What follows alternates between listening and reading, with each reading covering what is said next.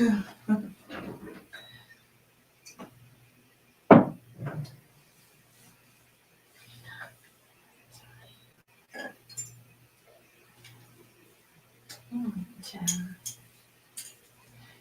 on my activator belt.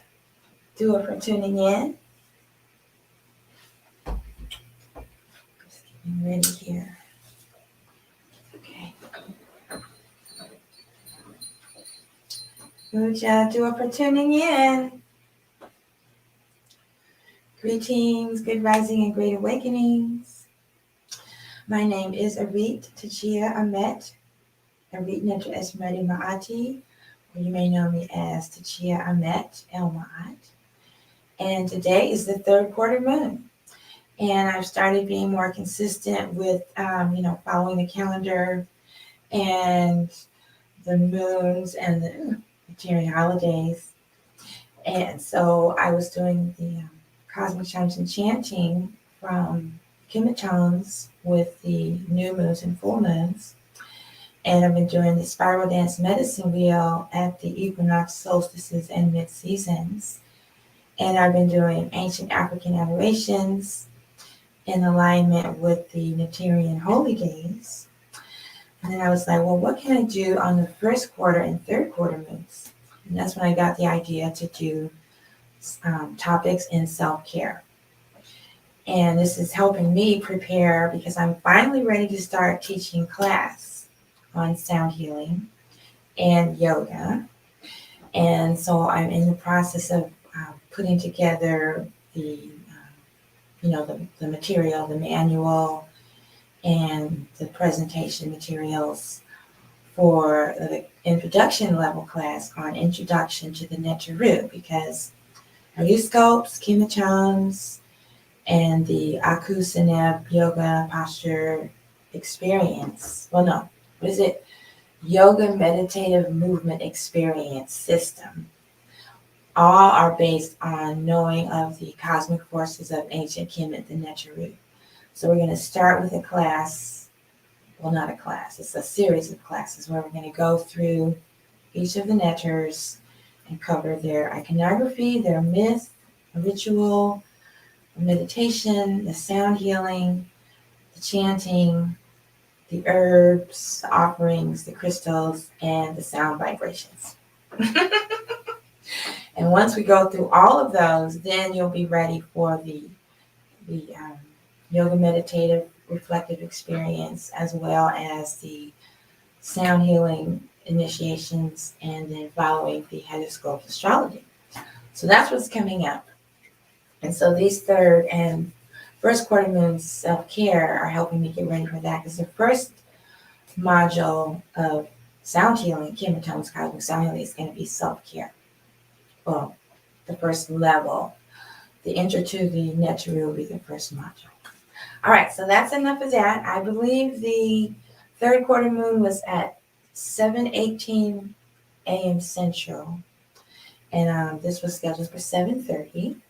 And so today we're going to be going over some of the meridians used in a sound healing session, self-care or otherwise, for the first half, and then the second half will be pendulum readings. I've been saying I'm going to do a pendulum reading. I'm going to do a pendulum reading session, and this one, I didn't want to do them during the astrology readings, but during the self-care sessions, I think it'll work out. Okay. And if you're wondering, these are pinhole glasses. They have holes in them that force your eyes to focus instead of magnifying what you're looking at. And when I'm using the cell phones or computers, I definitely need the support. So the more you wear them, the better it is. All right, so we're going to start off with the crystal singing bowl that's tuned to the root chakra and the note C. And we go counterclockwise to open things, and then we go clockwise to close things or seal them in. So I'm going to go clockwise. And you can along with me if you want to.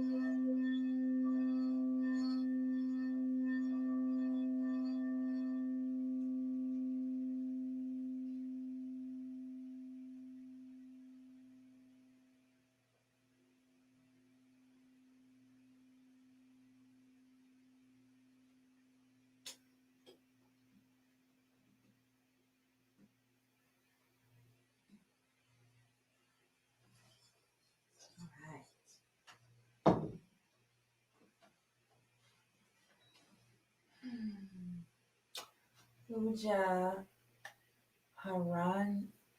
Oh, I think this is Russian. I don't know Russian.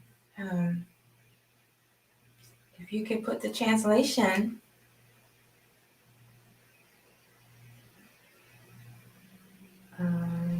Neocynic site. Cite. I don't speak Russian, so I don't know. I'm trusting it means good rising, great awakenings. Uja Ubinafer, good rising and great awakenings. All right. So let's get on with it. So normally when you do a sound healing session, you always start with grounding. And I know you won't be able to see all the positions I'm doing on my feet, but I'll describe them to you. And when I'm doing these self-care sessions, even though I'm doing it on my body, it's as if I am working on you, because energy doesn't know the difference between time and space. And so my intention is that you receive the benefits of this self-care session and that you learn something about it. I think they put in the translation. Oh, it's Patrick. Uja, do it for tuning in. Send my spiritual brother, SEN, means spiritual brother. So I can type that in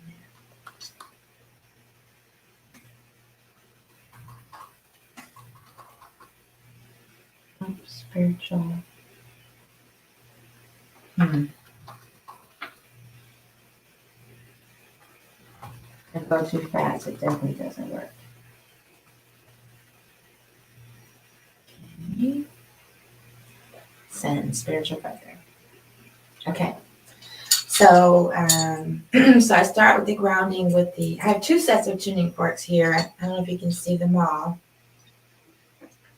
I have my celestial tuning forks on this side and then solfeggio tuning forks. And we're going to be using both. Let's see, I know this one's plugged in. And the solfeggio tuning forks and then the celestial tuning forks, planetary. So it's quite a collection. And I think YouTube, you can see the tuning forks. Yeah, I don't want to move that one. So with the sound healing sessions, you start with grounding on the feet, and you could use either the balls of your foot, the kidney points, or your ankles. And if you don't have tuning forks, you can just use acupressure, use your fingers and massage that area, because this form of sound healing is based on principles of acupuncture. So we use the tuning forks instead of needles. And then I showed you earlier, it's over here.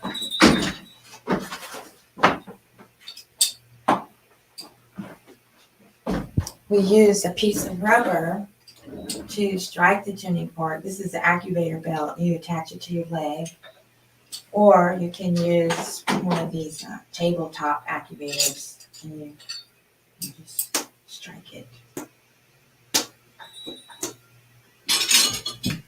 So they suggest you use those for self-care. I have one on my leg, and then I might use the activator belt. So anyway, right now I'm going to strike the tuning forks and place them on outside of my ankles. So you can massage your ankle, or like I said, the ball of your ankles, and then also the balls of my feet. The tabletop model is kind of loud, so that's why I use the belt sometimes. Okay. And then the next thing we work on is our chakras. I'm going to do pendulum readings later, but for now, this is what we use to determine if our chakras need opening. So this is like a general reading for all the people on this call. Our chakras. Is our root chakra open? Yes.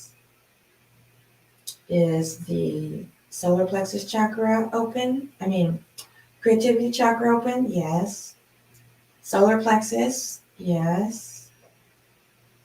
Is the heart chakra open? Yes. Throat chakra? Yes. First eye? Yes. Crown chakra open? Yes. So all the chakras are in good shape right now. Okay, cool. So when that happens, then we just work on what's called the three treasures. And like I said, this is based on Chinese medicine, traditional Chinese medicine and acupuncture. So the three treasures is the creativity chakra, the first one to it's on our kidney points, and that identifies our purpose. And we want to align our purpose with our heart, with our feelings, the heart chakra, and our thoughts, the first eye chakra. And so for the three treasures, you want to make sure those are in alignment. So put it on the kidney point, because this is also the kidney point, and it's where our celestial blueprint is stored. And then the heart, and then the first eye. Now I'm going to say the Kemetic name, the Tek, Arit. I'm going to connect them. Connected to the Kepara, Arit. And then it connects the Kepara Arit to the Mer Arit.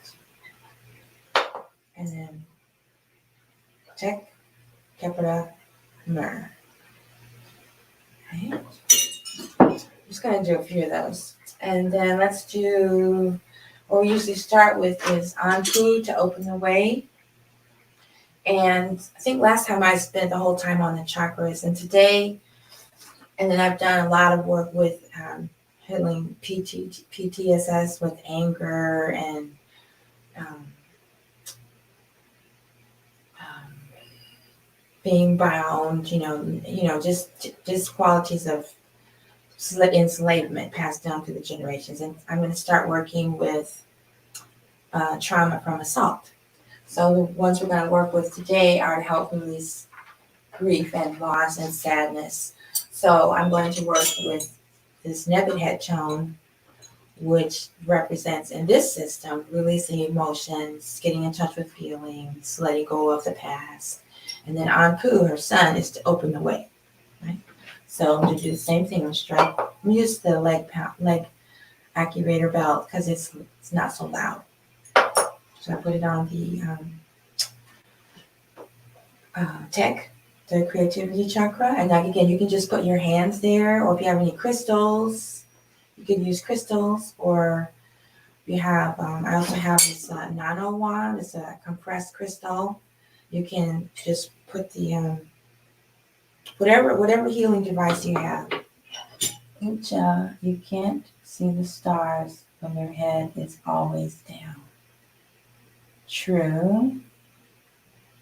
This is true. You can't see the stars when your head is always down.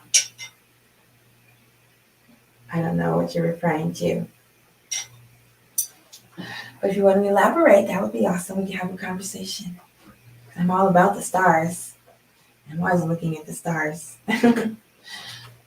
Okay.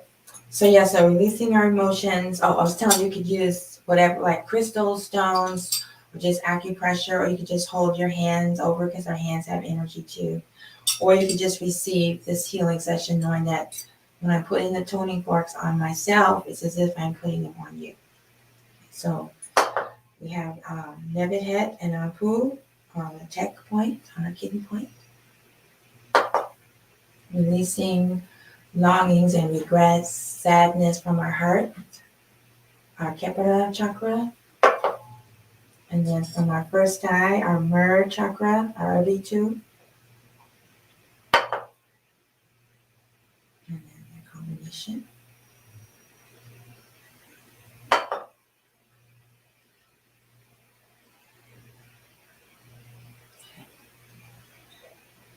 And now I'm going to switch over to solfeggio frequency. I'm going to use the one for eliminating pain and letting go of guilt and fears. Do the same thing. Chakra, Aritu. They're also called Sapphic Balras. And the Kepra Arit, Sapphic Balra, and then the Myrrh. Sometimes I also do the temples. We're going to be focusing on them later, but these are the grief points right here. It's at the beginning of the lung meridian. That's one of the meridians we're going to be working on. And also, we need to release the throat and combine them.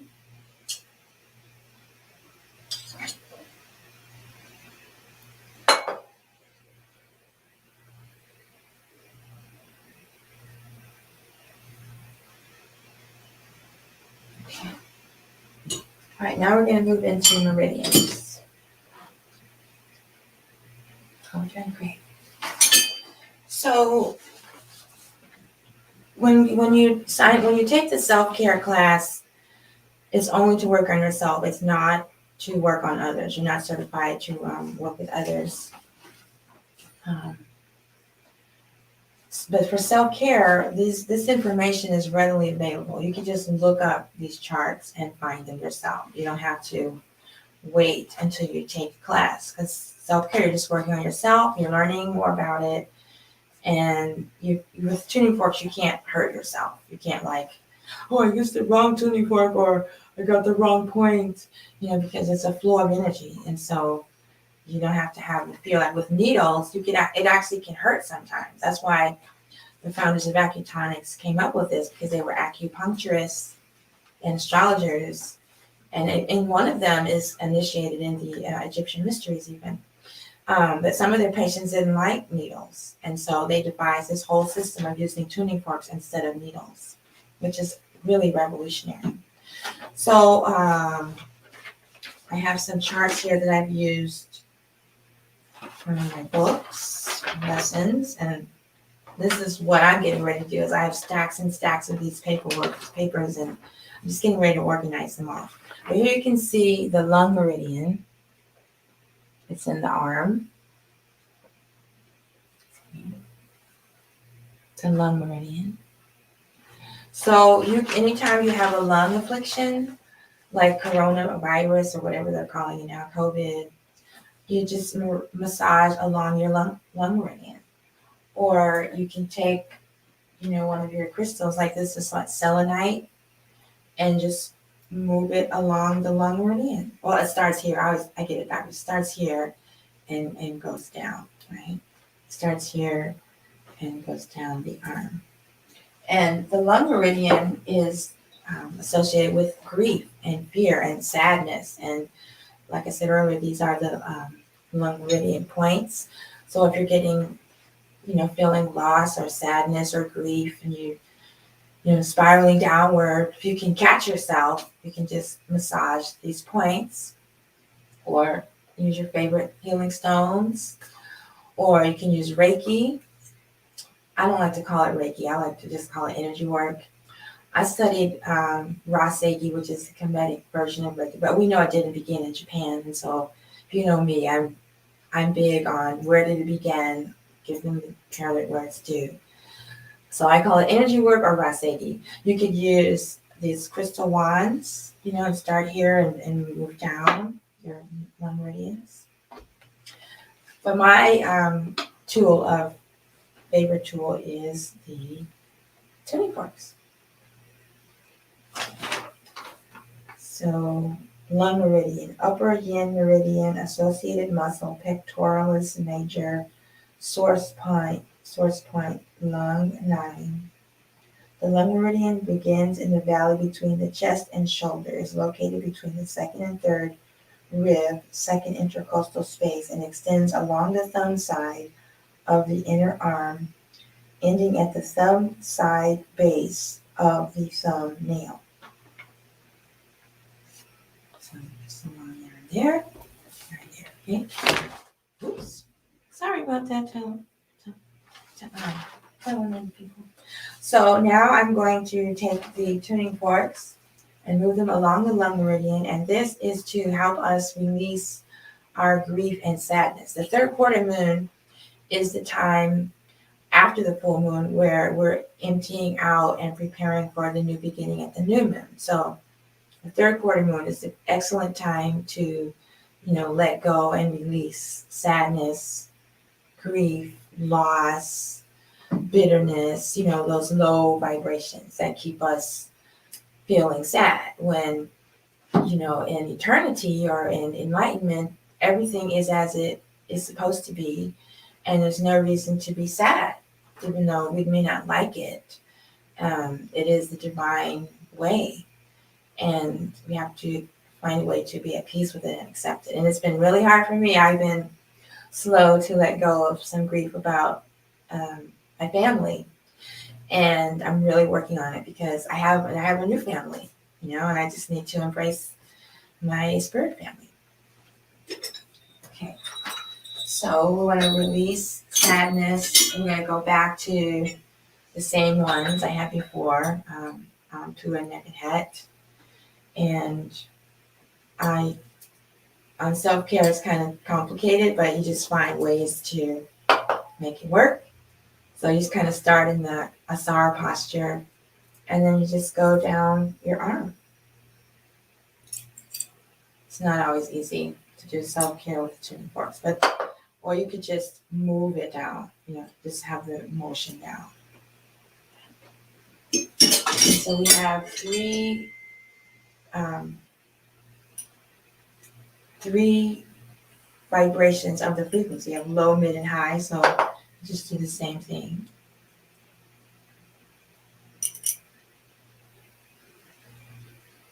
And again, this is for you and anyone watching this live replay, or the live broadcast or the replay.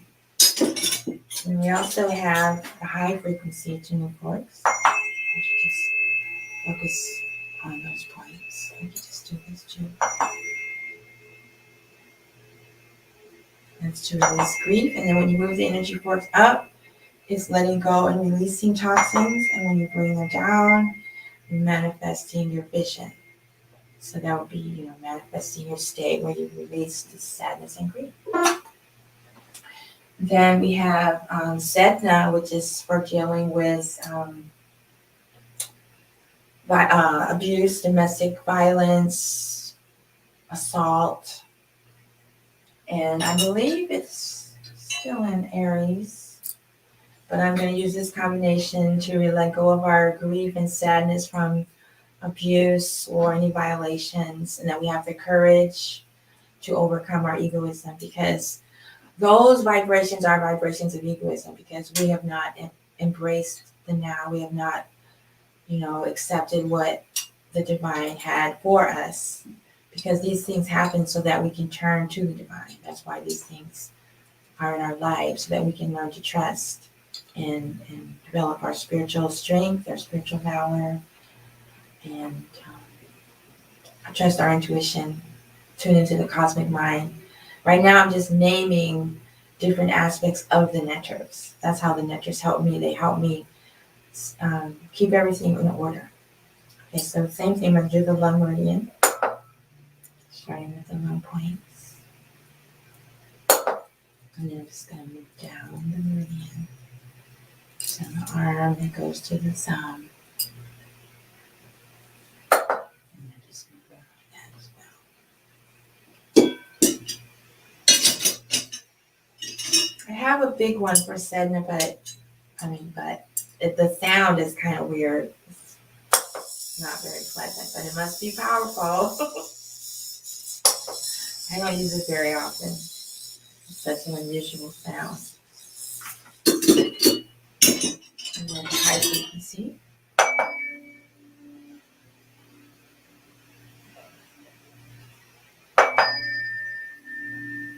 This is to relieve grief and loss and sadness, trauma, and now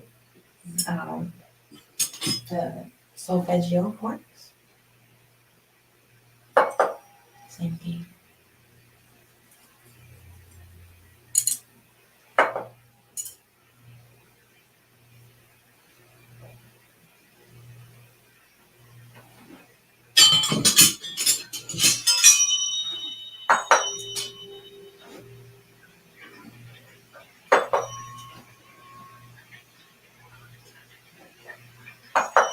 The energy up to release. The energy down to manifest higher vibration. Okay. Now let's move on to another meridian.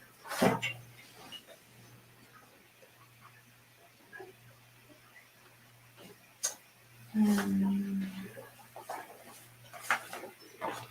guess the heart. I was going to do liver for anger, but I think we're dealing with sadness and grief. We're dealing with issues of the heart. So we'll do the heart meridian, which is similar to the lung meridian. It's along the arm. Let's see if I can look at this backwards. Over here. It's on the inside of the arm instead of the outside. See that?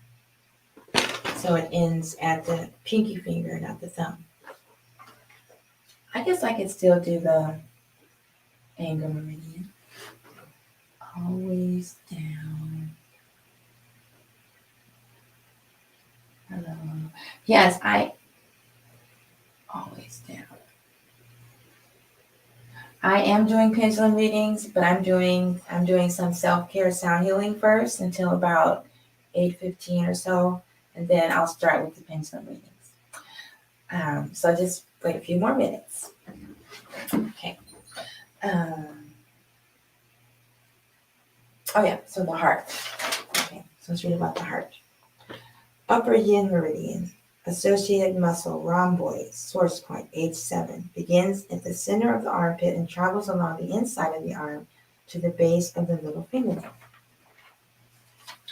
Liver one. I won't do so much on this one. Here's the liver. I'm going to do the heart and then the liver. And then I'll start the pendulums. Okay. All right, so heart. Let's use the solfeggio frequency associated with healing the heart and Chiron, the wounded healer.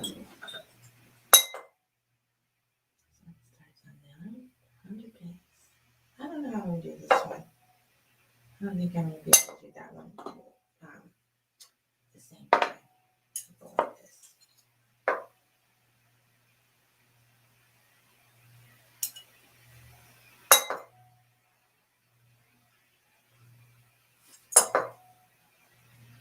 And also hold it over the heart.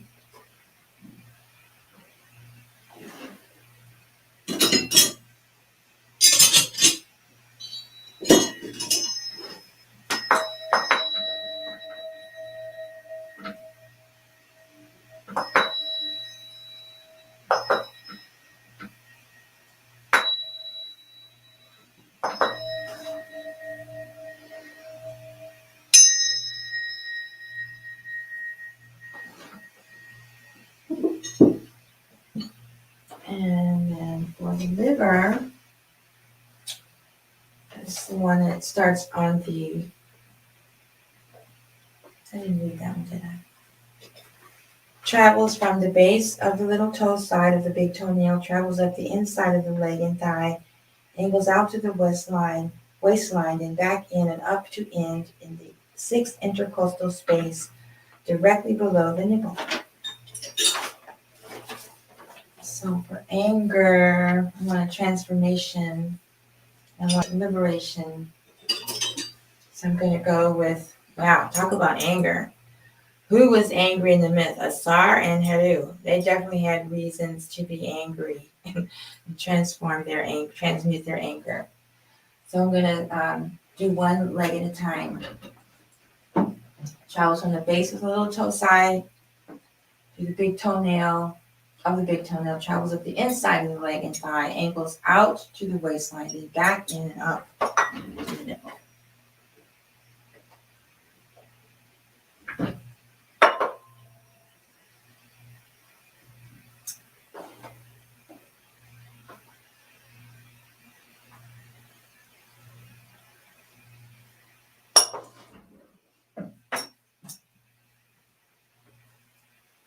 And so just move the energy up to the points.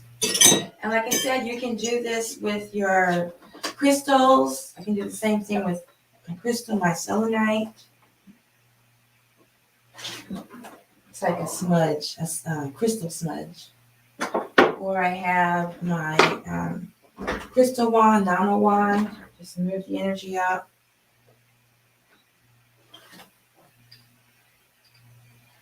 My preference is sound, because the sound actually reformats the cell at the cellular structure. It realigns the molecular structure. It reformats the DNA. It just has so much power and potential with the sound, and combining it with the planetary frequencies and the different cosmic forces, the different netters. It's just really an amazing protocol. And last but not least, high frequency.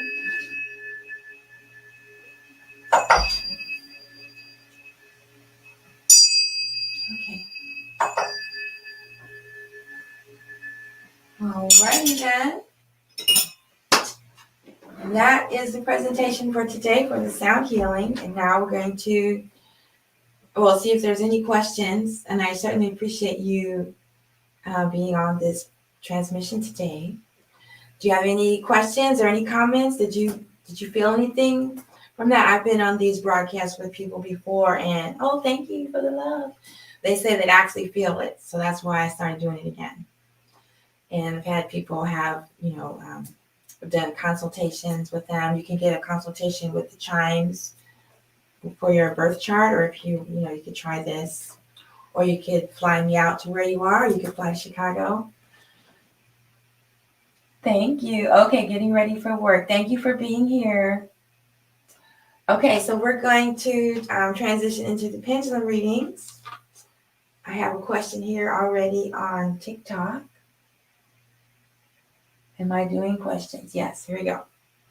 So pendulum readings operate. You know what? I didn't light sage. Hold on, I'm gonna go get some sage because you always want to clean it off first.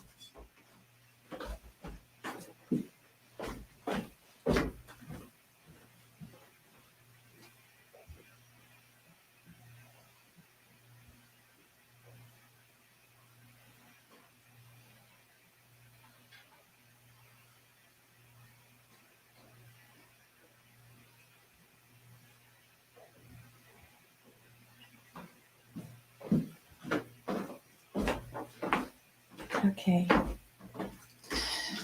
Okay, here we go. Here's my sage. Woo! Looks like it's time to get some more.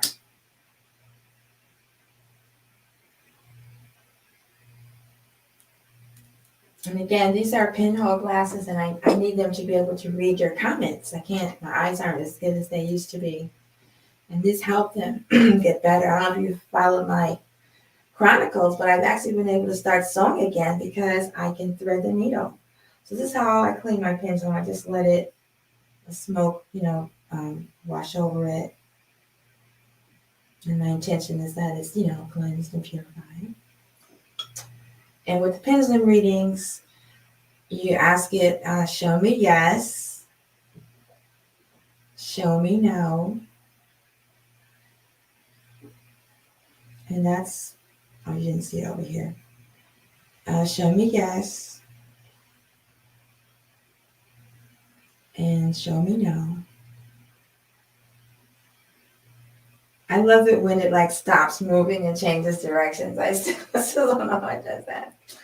And then also for these pendulum readings, I like to share some of the wisdom teachings that I've been coming across, try to understand it better. And this is a site called To Wander. It's To Wander, but it's TWO, To Wander. And it says, like other forms of divination, a pendulum dowsing is an amazing way to tap into your intuition and get in touch with your higher self for greater clarity and decision-making ability. It can assist you with getting in touch with your own inner wisdom, as well as channeling messages from your spirit guides, if that resonates with you. Some say that it's the imperceptible microcurrents in your fingertips that sways the pendulum, giving way to your true subconscious thoughts, opinions, and feelings on a matter, even if often you were unaware as to what they were before you asked the question. Thence, why you were asking the question in the first place. Some people think that is an accessible way for you to your guardian angels or ancestors to speak to you, or perhaps it's a combination of both. Either way, using a pendulum for dowsing is a really effective way to get to the heart of a matter and give you guidance on what your next steps should be, or have a better understanding on a current situation. So you can only ask yes or no questions. And this is not, when I do them, it's not, and that is 2wonder.com pendulum, how to use pendulum. I don't use them to try to predict the future. I use them to help make decisions and to get in touch with my intuition. Like I'll check in with how I feel and I'll check the pendulum reading. And, the thing about pendulum readings is, so whatever the answer is, you have to follow it, because the idea is to teach us how to trust our intuition. So if we say, should I wear red today? And it says yes. And then we say, well, you know what? I'm going to wear green because I want to wear green. Then we're not trusting our guidance, our intuition. We're trusting our ego, because the pendulum is reading our energy.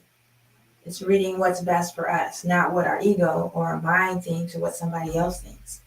And the way pendulum readings work, when I do the reading, I'm reading your energy, or the pendulum is reading your energy. I'm just the channel or the vessel. It doesn't mean that I'm some special pendulum reading. Like you could read a pendulum. Pendulum reading. You could use, I don't think I have one here. You could just use a necklace. Anything that dangles will serve as a pendulum. And the only thing is, you just have to be clear on, show me yes, show me no, and then you have to trust it. Let's see, where am I going to sit so everybody can see? And you have to trust it. So when I first started doing pendulum readings, a yes was clockwise, and then no was counterclockwise. And then after I've been doing it for a while, it shifted to front and back, left and right. Okay, with that being said, that's my disclaimer introduction. It's not to predict the future, it's to help us make decisions. And then, if it's an energy flow analysis session, which I do here sometimes, we actually break the obstacle. Like sometimes the issue is not with us or the other person. It could be our ancestors, or it could be a past life. It could be a chakra blockage. It could be a limiting belief. It could be, a dietary thing. And so for some questions, we actually go deeper and look for the way to have a breakthrough. Okay, Jakayla, does Chiron have feelings for me? Okay, here we go. Does Chiron have feelings for Jakayla? Yes. Okay, so you can see the pendulum. Yes. So the question is, if you're not sure if he has feelings for you, and you have feelings for Chiron, are you letting your feelings be known? That'd be my question for you.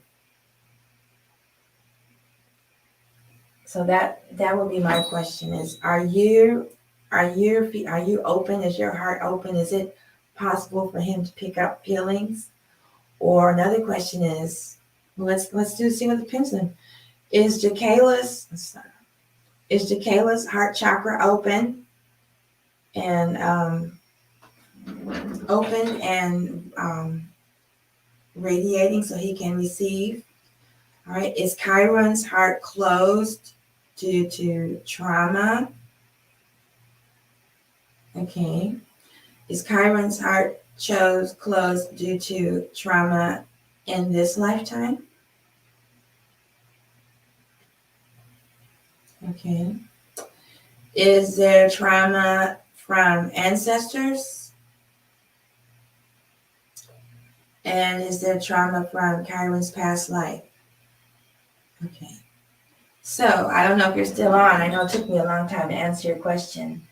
But as you can see, there's reasons why you're not able to know his feelings.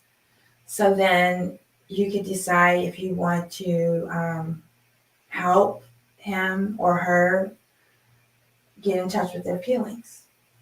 And then we could explore different ways to do that. Oh, wow, there was a lot of questions. Okay. These things are evil, and God says the reward will be hellfire for continuing in them. Stop now. Well, I disagree with you. I can't read your name. Trill. I disagree. All things in life are created by the divine, and it's based on how people use them and what their intentions are. And my intentions, I assure you, are as pure as I can possibly have them, just to help with people's obstacles and have breakthroughs and energy blocks. I use the tuning forks to remove blocks. I chant to the divine to align with the truth of nature and gain power of the cosmic forces so that we can manifest the lives that are in our hearts. And I keep my heart pure so that I only manifest beautiful things. I'm naturally a positive person, and I only experience positive things. So if you view them as evil, then that means that evil resides in your heart because you're judging my spiritual practice. And anyone that comes on and starts spewing that kind of rhetoric, then I kind of have an idea of what spiritual tradition you come from. And in my eyes, and in all the eyes of indigenous people of the four directions, those activities are evil. So I don't know if you're the same person that comes on here and says this all the time, but if I see you on here one more time, I'll have to block you. Because all we can do is agree to disagree. All right, so I don't know if Jakayla is still on, but that would be my thing. My suggestion is to help him open his heart, that he has trauma from his present life, from past life, and ancestral. Let's see. Did Jakayla and Chiron have a relationship in the past life? Let's move back so you can see. Did Jakayla and Chiron have a relationship in the past life? And that could also be contributing to him not letting you know, or her not letting you know they have feelings for you. So there you go. Okay, next question. Michelle, is Chris the one for me? Okay. Michelle wants to know, is Chris the one for her? It says yes, Michelle. If you have any doubts about Chris being the one for you, I would suggest what needs to be done. And this goes true for anyone in a relationship or starting a relationship or trying to figure out why a relationship is not harmonious. And that is because, and I learned this when I went on my first trip to Mexico with Don Miguel Luis, the author of the Four Agreements. And I got to spend some time with his son and one of his sons and daughter-in-law, his husband.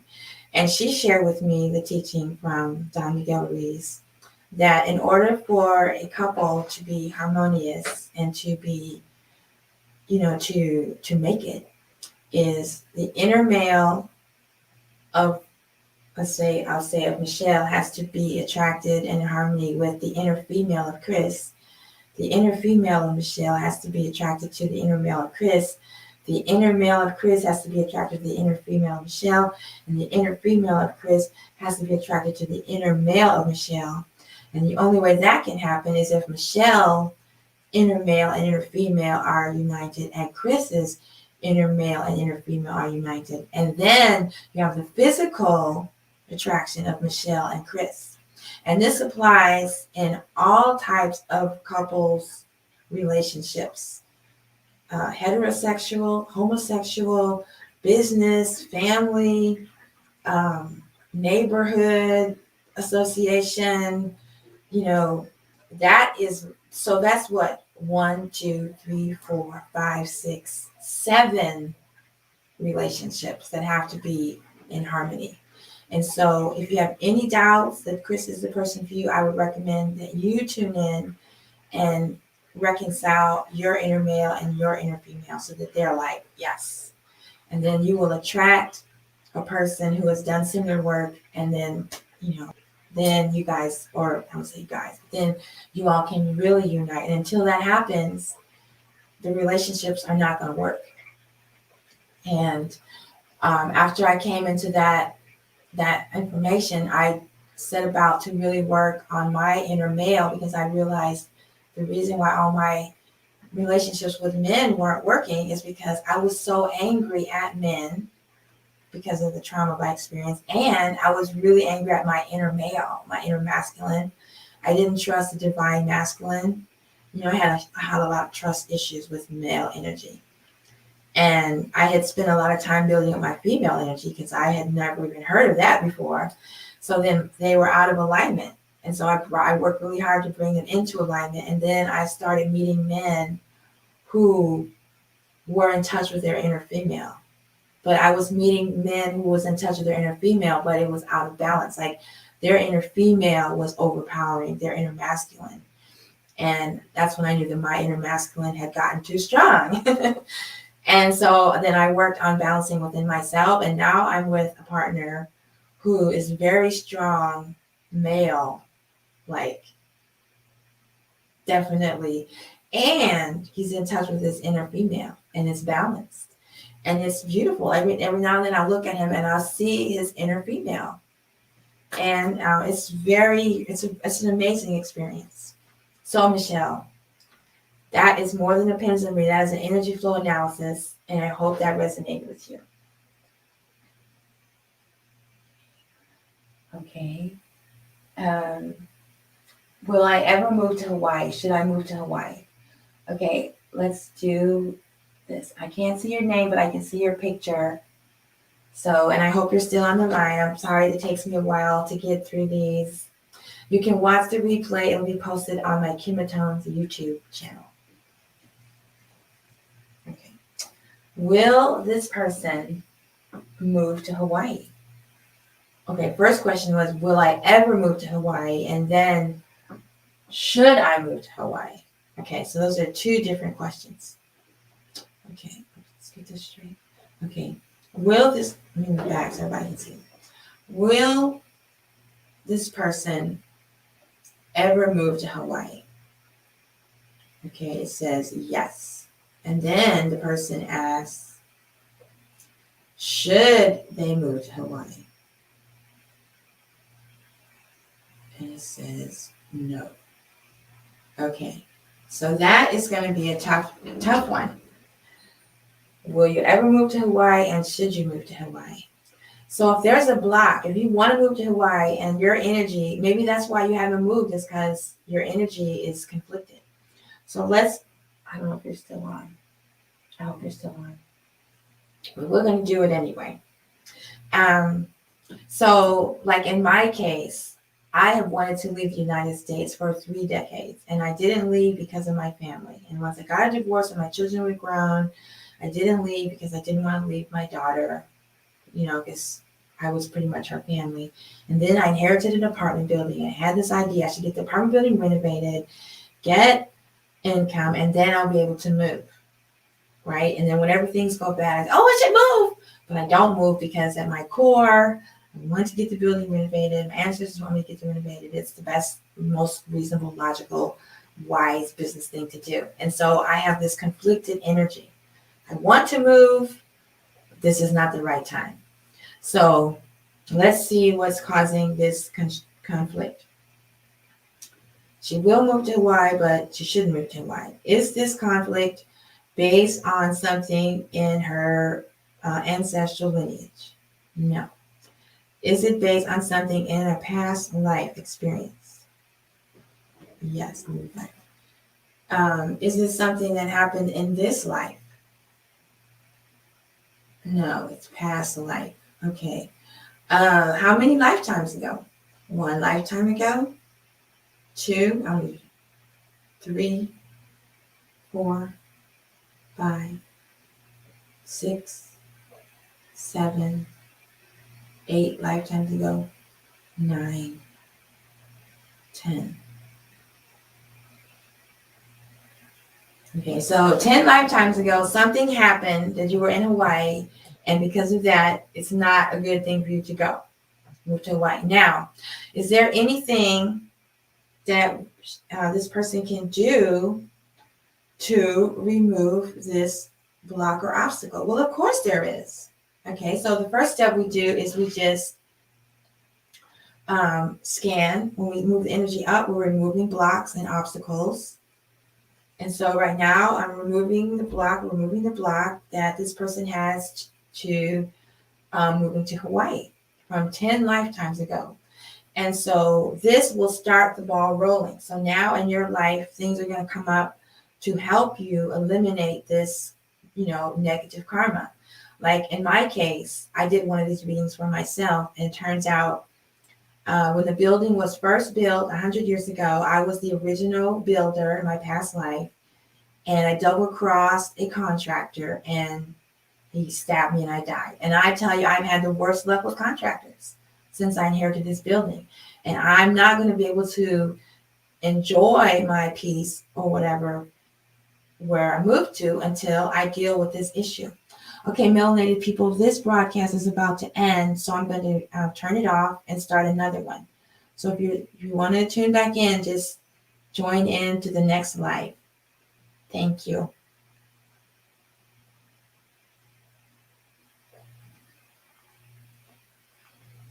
So I'm just going to take a minute to start another one.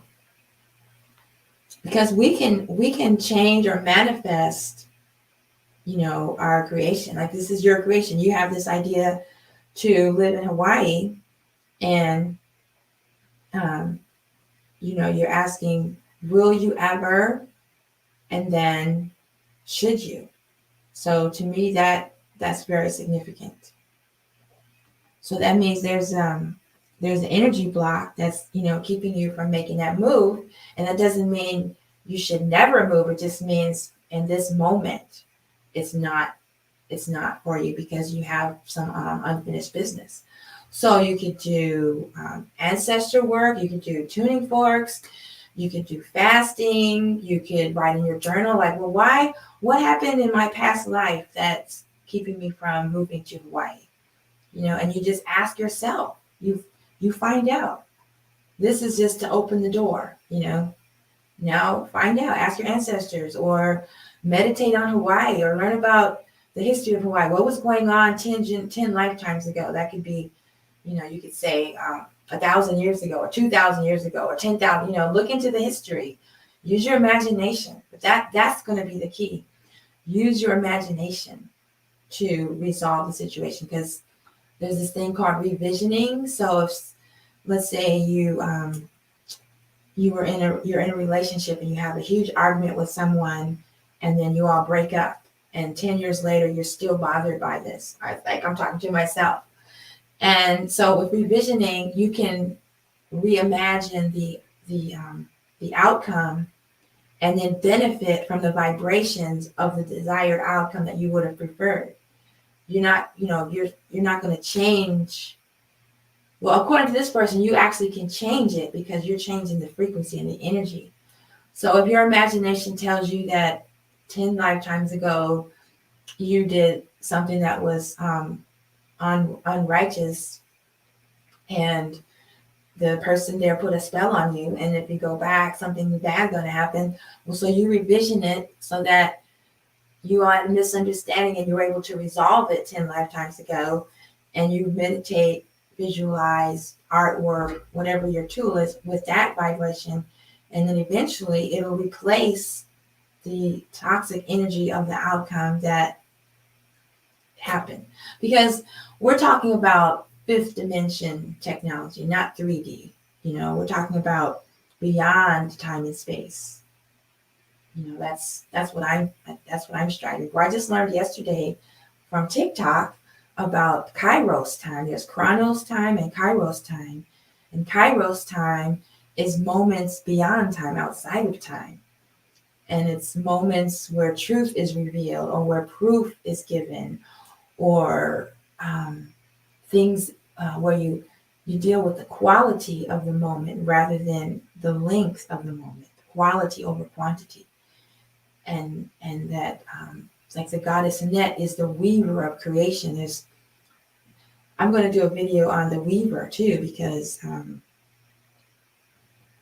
it's drawing together for me the weaver, and then when witches have making spells, knots, and the Quechua kept track of time with making knots on pieces of string. My daughter told me about a movie she saw where it's a science fiction, but the blind people can communicate with knots.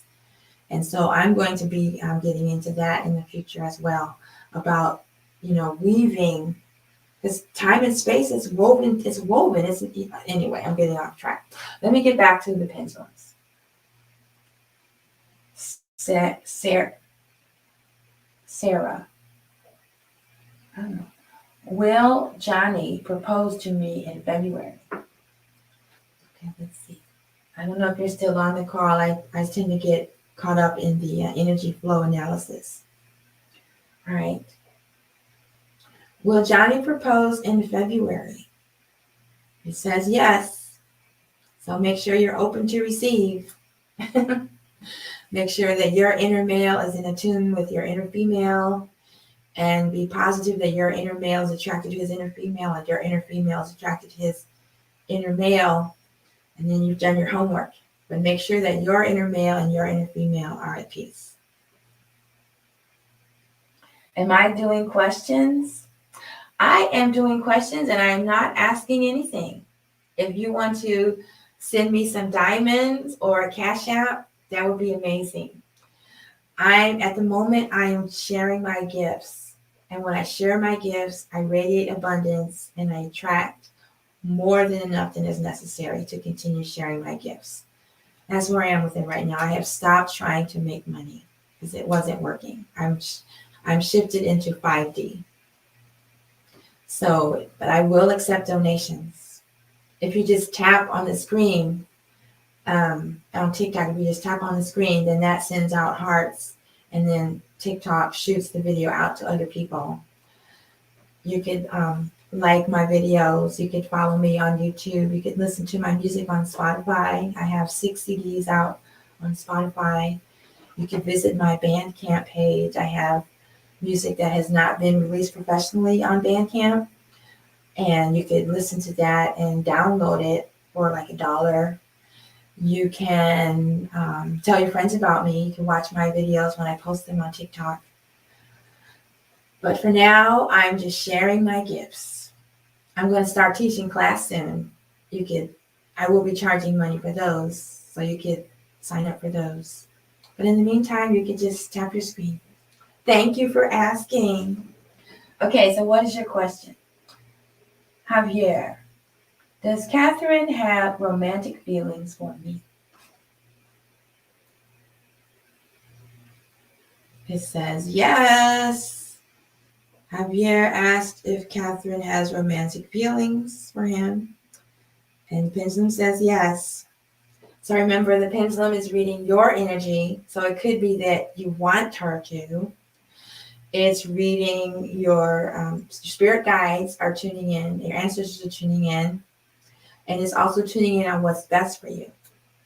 So it says that this person has romantic feelings for you. I want to say one thing about romantic.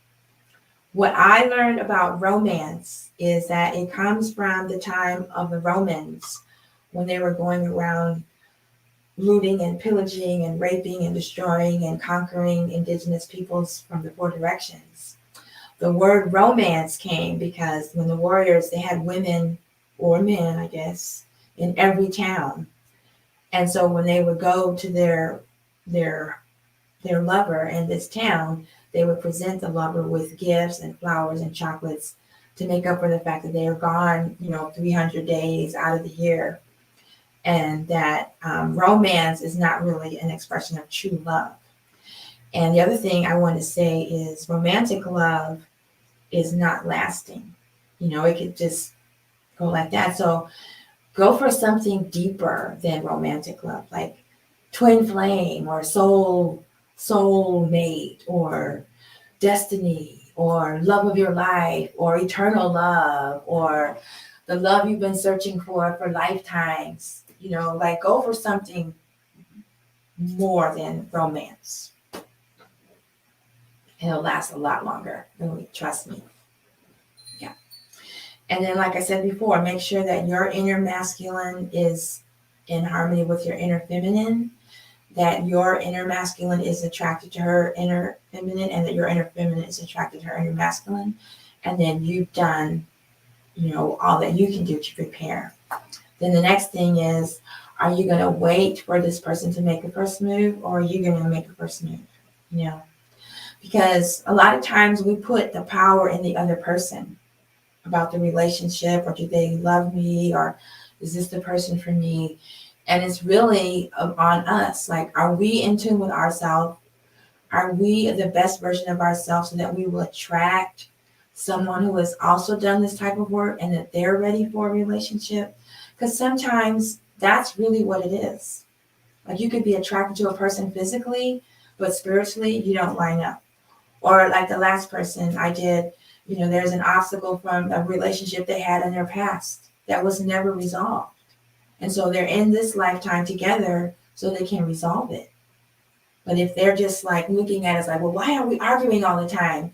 And not having the awareness that, okay, we've been here before, it didn't work out, we have the second opportunity, let's figure it out.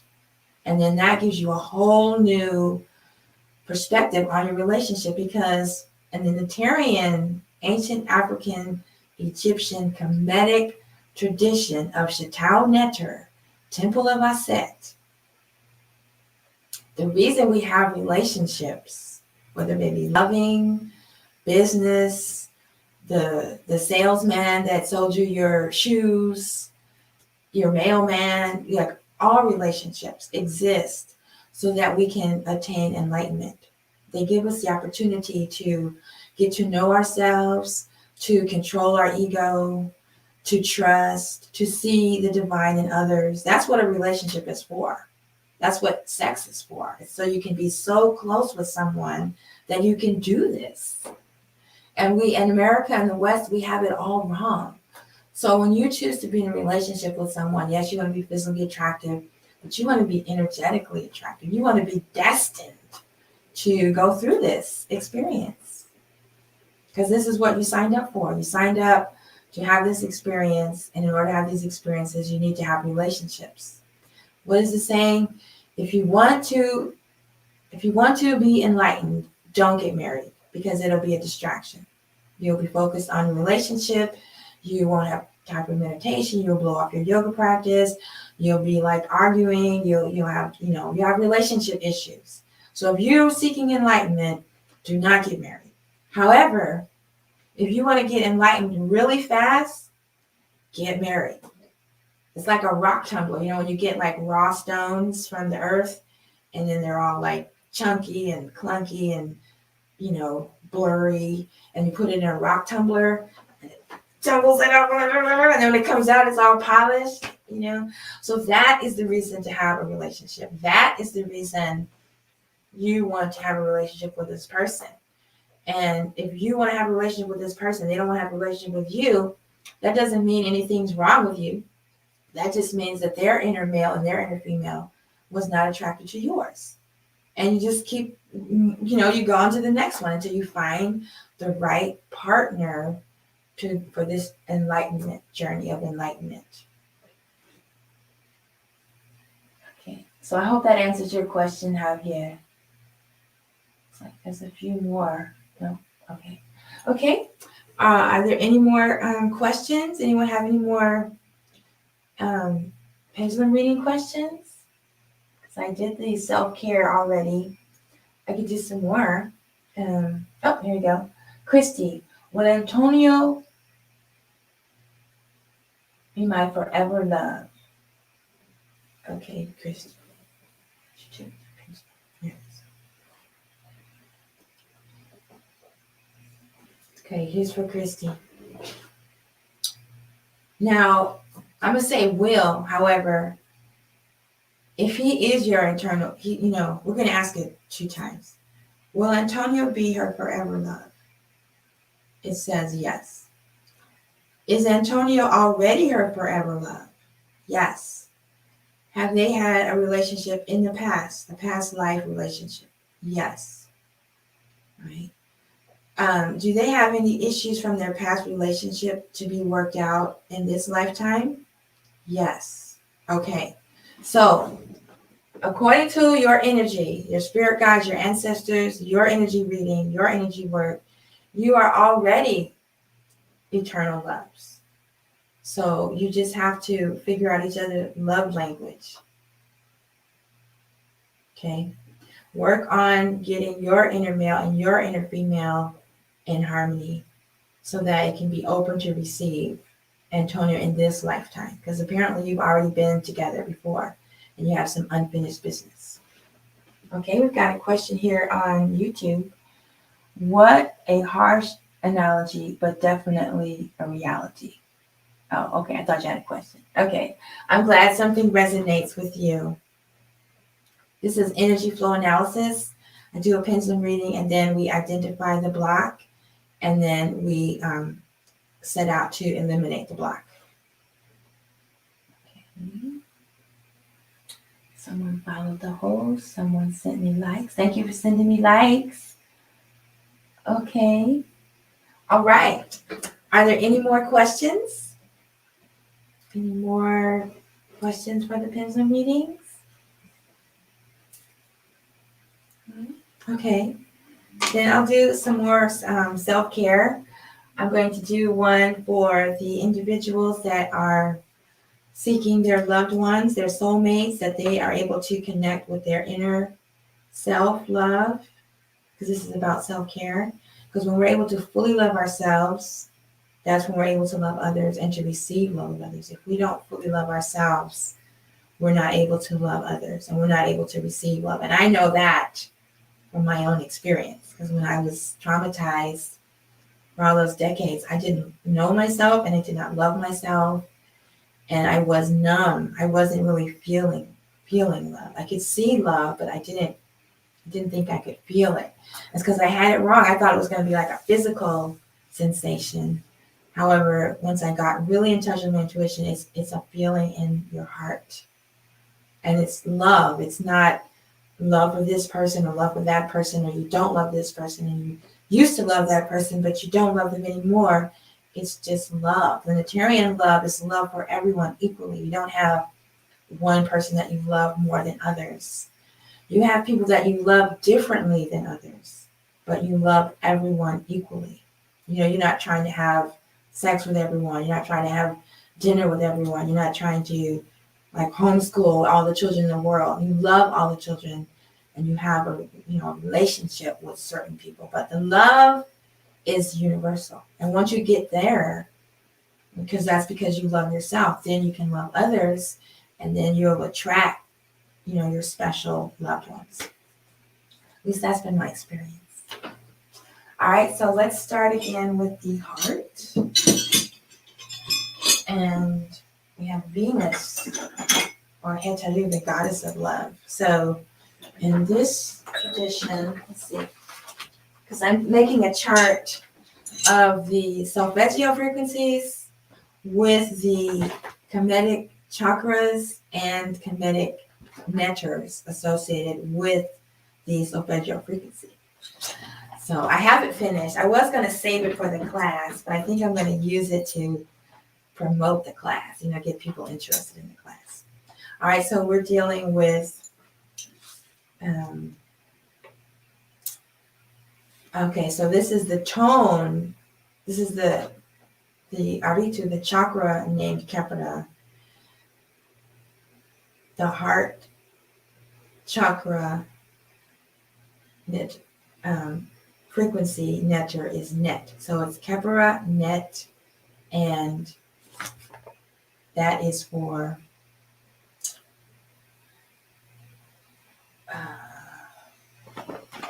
heart. Oh, 639. Healing relationships. Okay, so this is for healing relationships with Kepra net and Heteru, the goddess of love and beauty.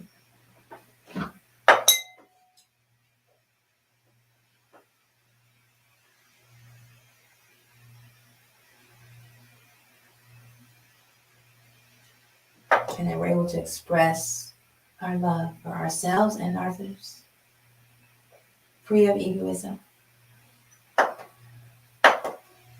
pure unconditional love, an expression of the love. And then we're open to receive this love.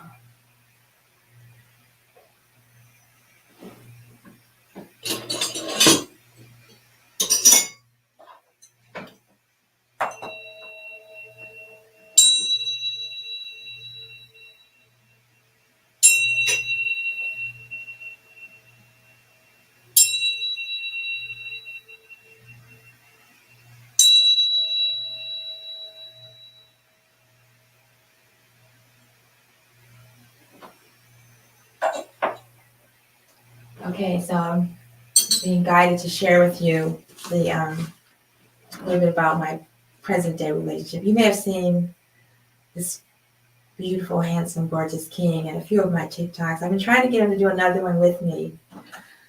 And I had gotten this, I met this man in 2021. No. Yeah. Wait, no. 2020. Yeah, 2020. And I had pretty much given up on men. I had some pretty bad experiences with men. And I was just like, you know what? I'm about to turn 59. I'm done. I'm just going to focus on myself, my spirituality, my spiritual practice, my business. And I'm just not going to get involved again forever. And I said, it would have to be a miracle. It would have to be like a king just appeared out of nowhere, or a god just descended from the clouds and just appeared right in front of me, totally unexpected, unannounced. There's no way. I'm not accepting anything less than that. And another thing I have, my advice for getting in relationships is watching romantic comedies on the Hallmark Channel. It sounds corny, but they're so sappy and they always have the same formula, you know, and you always know how it's going to end. And it just gets your mind in that framework of something impossible is going to happen and I'm going to meet somebody. And every time that I've done this in the past, when I wanted to meet someone, I always did, you know, so I had done it. And I had said this to Rachel, I'm not going to meet anybody else, but I was still watching them. So there's a conflict right there, right? Because I was hoping my children would meet someone. I want grandchildren. I don't want to get into that.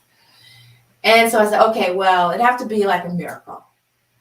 And so the day before my 59th birthday, I was 58, because I had said something magical was going to happen to me on my 58th birthday.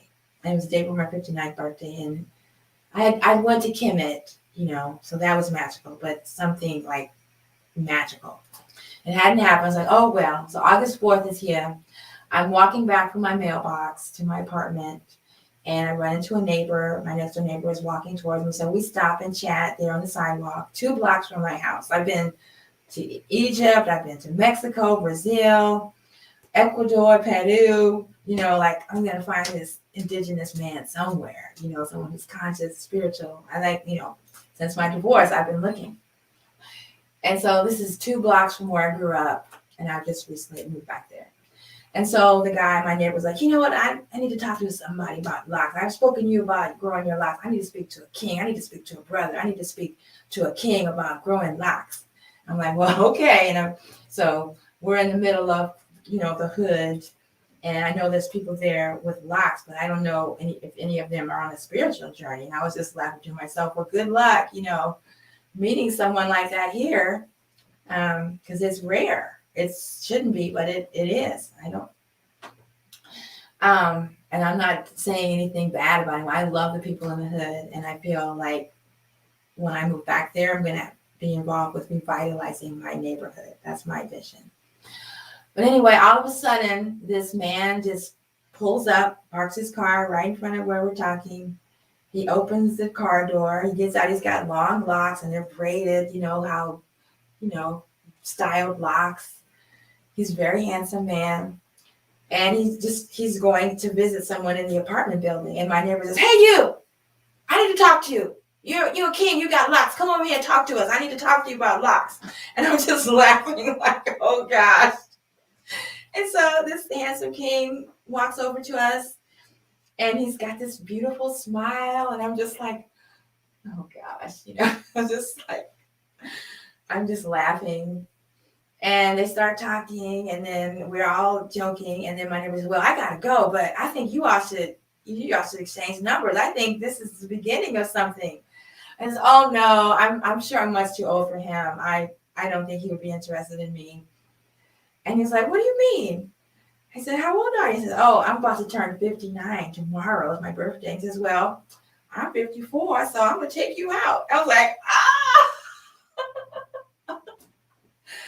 And I said, "Okay." So my neighbor left. We exchanged numbers. He's like, "What are you doing here?" Because like I said, this is like the hood, like where drive-bys go on. There's gangs. It can be dangerous. I've never had any problems there. Well, we've been broken into a few times, but I'm crackheads. But what are you doing here? And I was like, "Oh, I inherited this apartment building, and they say I have a $40,000 gas bill, and I don't know what I'm gonna do. I'm trying to find someone to help me get a loan so I can get it rehabbed." He says, "Well, I like to help people. I'm gonna help you. I know someone who can come over and turn your gas on." I'm like, "Okay." And so he was super busy. He didn't call me. I was calling him. "Are you gonna come help me? My gas bill's gonna get cold soon." And "Oh, don't worry. We're gonna get taken care of." Like, "I don't know. Anyway, long story short, he didn't get to do that because his guys had to come over at night, and it was too dark to work on it.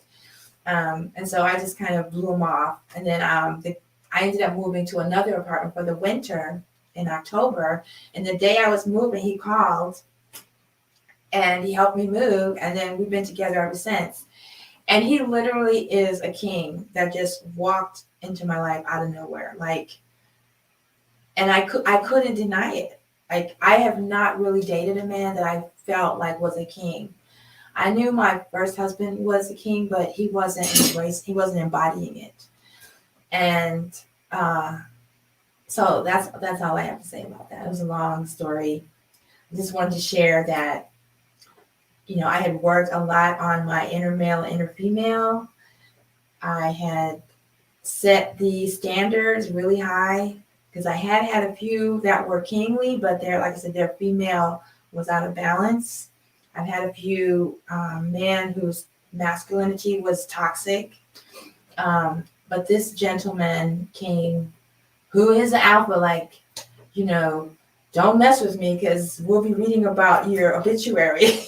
It's like, he'll take care of things. He'll take care of business.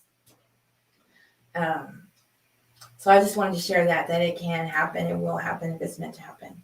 Don't give up. It can happen when you're about to turn 59 years old. Okay.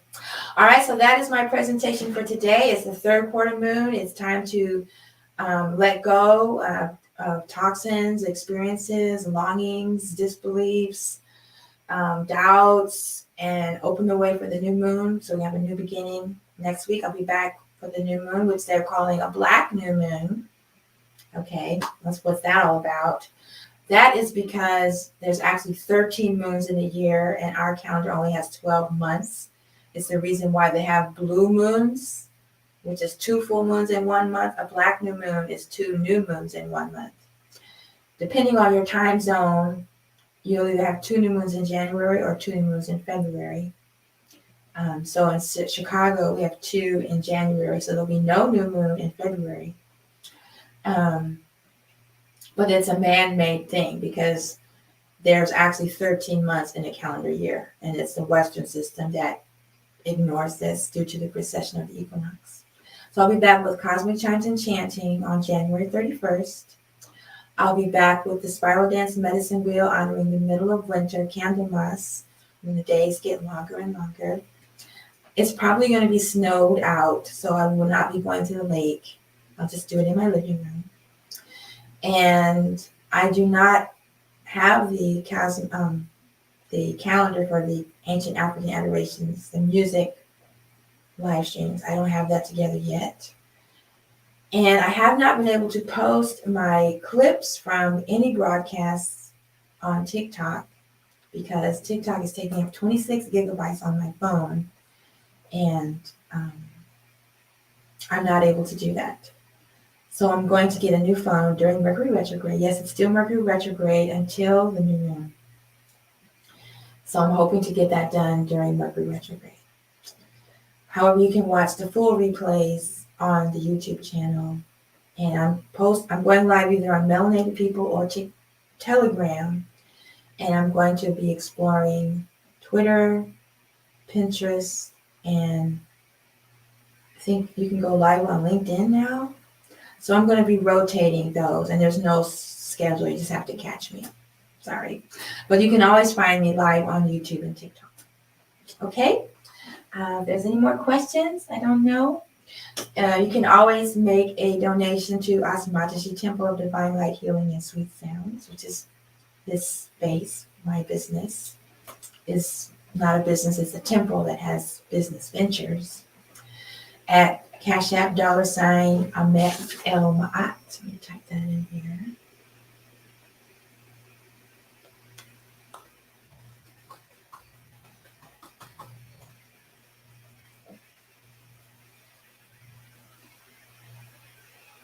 You can make donation there, or at PayPal me, paypal.me/Kimatones. If you want more information on getting a sound healing session, either distance or in person, you want to get an astrology reading in the conjunction with the sound healing, or you get a cosmic chimes and chanting astrology reading, or if you want to sign up for your personal energy flow analysis, where we go through the questions relating to your obstacle, we do a pendulum reading, we remove the blocks, offer chants, yoga poses, dietary, whatever comes through. You can do that at lightbeingwellness.com. If you want to find out more about my music, go to tachia.com, TCHIYA. I'm on your favorite music platforms. If you want to support me, you can go to my YouTube channel and subscribe and be notified, because once you get a certain number of views, you're financially compensated. Same on TikTok. The views presented in these videos are the views of the artist, the chantress, the enchantress, the healer at Asmatashi Temple and Light Being Wellness Center, and not the views of Sema Institute or Temple of Chaitanya. All right, I think that's everything. Thank you so much. I had a lot of fun, and I hope you did too. Attack.